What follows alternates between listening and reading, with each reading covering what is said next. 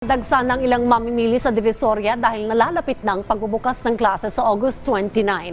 At dahil nagkakaubusan na ng stock, tumaas na po ang presyo ng mga notebook. Si Joshua Garcia sa detalye live. Rise and shine, Joshua.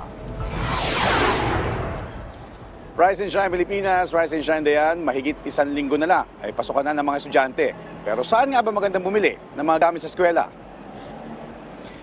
Dayan, kahit holiday ngayong Lunes ay maagang naglatag ng mga panindang mga school supplies sa mga nagtitinda dito sa Tabora Street ng Divisoria.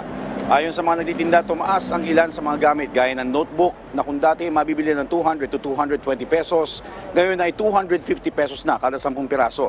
Nasa 30 pesos ang itinaas dahil daw ito sa nagkakaubusan na ng stock at pahirapan sa makukuhanan. Habang ganun pa rin ang bentahan sa ballpen na 10 hanggang 20 pesos per piraso, depende sa klase, habang 80 to 85 pesos naman ang dosena. Naglalaro pa rin dayan sa 100 hanggang humigit kumulang 200 pesos. Ang bentahan sa wholesale ng uniforme ng mga bata gaya ng polo, blouse, palda, shorts at pantalon. Basta bibili ng 6 na piraso pataas. At gaya nga na inaasahan dayan, hindi pa man nakalatag ang lahat ng mga paninda, ay maaga na rin nagsidatingan ng mga parokyano at mga mamimili. At dayan, kung sa kalidad rin lang ang pag-uusapan ay hindi naman nalalayo ang quality ng mga tinitinda dito.